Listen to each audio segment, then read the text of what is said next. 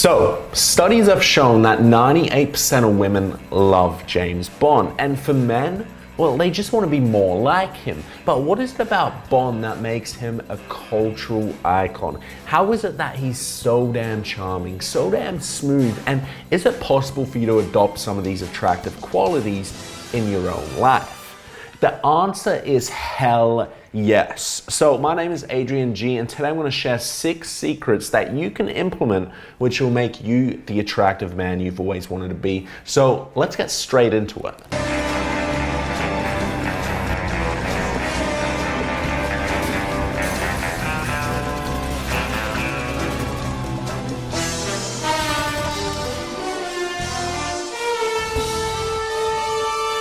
The name's Bond. James Bond. So the first scene we're going to look at is a scene from Quantum of Solace, and we're going to focus on frame control. Now, if you don't know what frame control is, let me give you a little introduction to it. So the frame is the perspective through which a person, a set of circumstances, or an interaction is being perceived. Now, frame control is when you've got 2 different perspectives colliding with one another. Okay, now I want you to imagine you're out at a club and you approach a woman to ask her a question, but before you even open your mouth, she says, "I've got a boyfriend."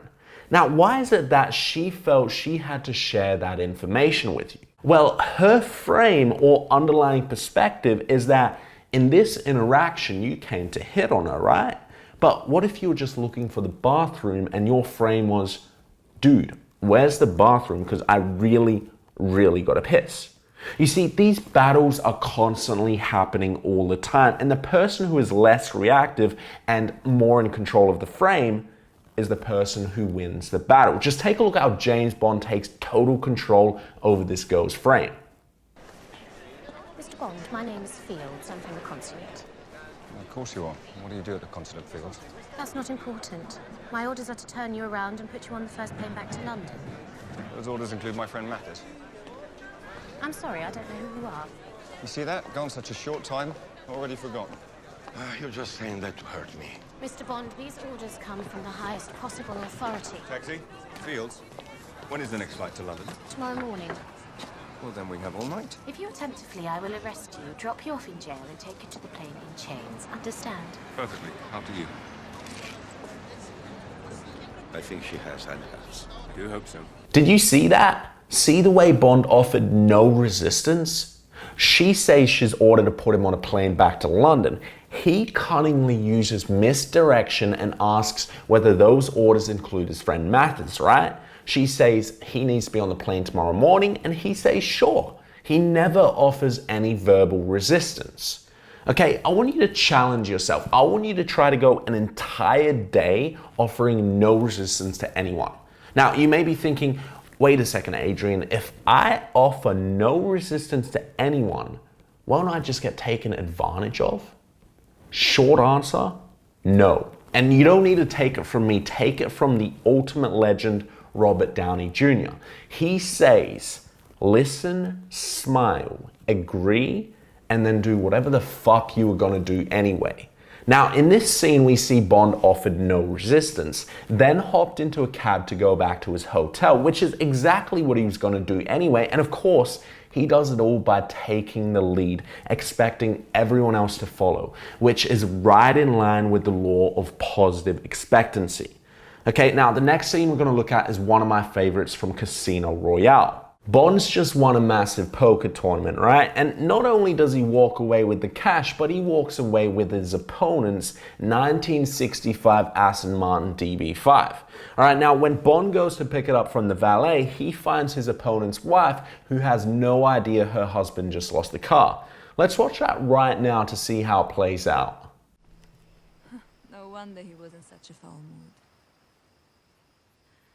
My mistake. Can I give you a lift home? That would really send him over the edge. I'm afraid I'm not that cruel. Well, perhaps you just had a practice.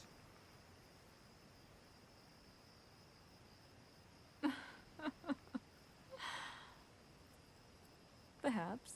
Now, did you notice that even though she rejects his offer to drive her home, his state doesn't change?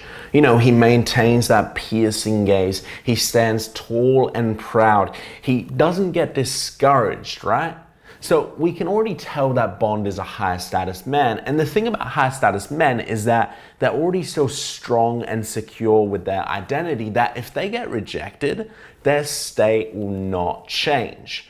You see, if she'd accepted his offer, his state would have remained the same, just as it did when she told him no. Now, let's continue with the scene to see how Bond deals with that rejection. What about a drink at my place? Your place? Is it close? Very.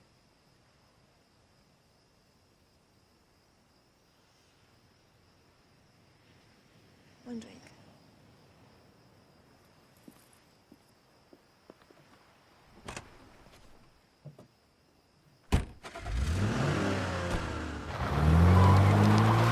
Did you see how he held that strong eye contact after making the second request?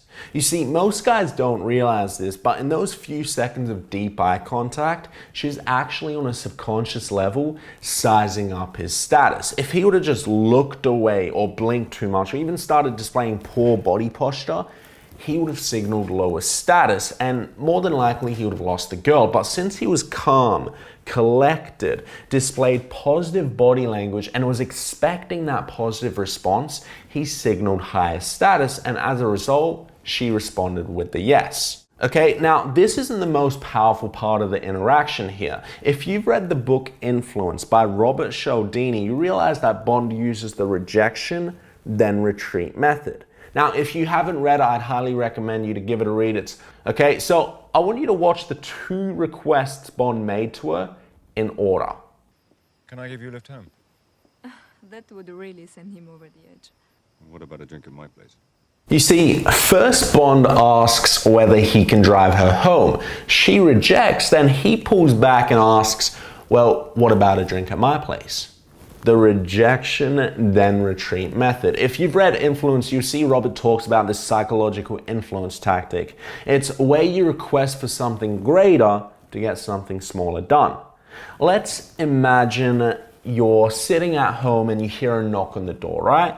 You answer the door and it's a Boy Scout selling chocolate bars. He says he has a special deal and asks whether you'd like to buy 10 bars of chocolate for $10. But why the hell do you want 10 bars of chocolate, right? So you say no, and then the Boy Scout asks, well, would you at least like to buy one? You think it's only 1 bar of chocolate, so you give in and you buy the damn bar. The rejection, then retreat method in action. You request for something large, expecting to get rejected, then you follow up with a smaller request. Now, the other person feels obligated to comply because you did retreat down from what you originally asked for, so it doesn't really seem like much anymore, so you say yes. Okay, so when Bond asks to take her home, that's the rejection in action. Then right after, he follows up with the retreat, and there we have it. She jumps in the car and they drive away. Now, another thing that sticks out about James is that he's a man of action, but what really defines Bond is his inaction. He's quite non-reactive whenever his life isn't in immediate danger. Sure, he moves like crazy when bullets are flying everywhere, but if it's just words, he'll remain quite in control. Just watch how he handles Vesper's insults when she says the poker game is a bad idea in Casino Royale. Your boss must be well connected. I've never seen so much go out the door so quickly. Not quite so stylishly. Or how he later responds after being poisoned during the poker tournament. I'm sorry. That last hand nearly killed me. Or take a look at how he handles being tied up in a chair and simultaneously threatened by Silva in Skyfall. How you're trying to remember your training now?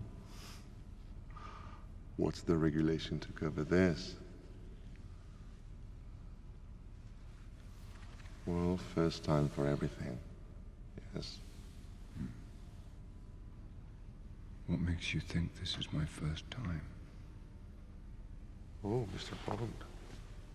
Now, although some of these may be seen as funny moments, the main point here is that Bond doesn't waste his energy on needless anger, frustration, or threats. If he can change something to his own benefit, he'll act on that, otherwise he'll just move along. In doing so, he can be sure he doesn't get lost in his mind, dwelling on past mistakes, or just worrying about the future. Okay, now I want to challenge you to adopt that same mentality. You know, the next time someone cuts you off on the way to work, gets on your nerves, frustrates you, or whatever it is, don't allow yourself to indulge in getting upset. Okay? Instead, just ask yourself, what action must I take to shift things into a more positive light? You see, by focusing on taking action over your ego, this will make you a happier, more attractive man. So, a quick little recap of the 6 secrets that make 98% of women love James Bond. Number 1, offering no resistance. Number 2, the piercing gaze. Number 3, positive body language. Number 4, the rejection then retreat method. Number 5, taking action. And finally, number 6, the power of inaction.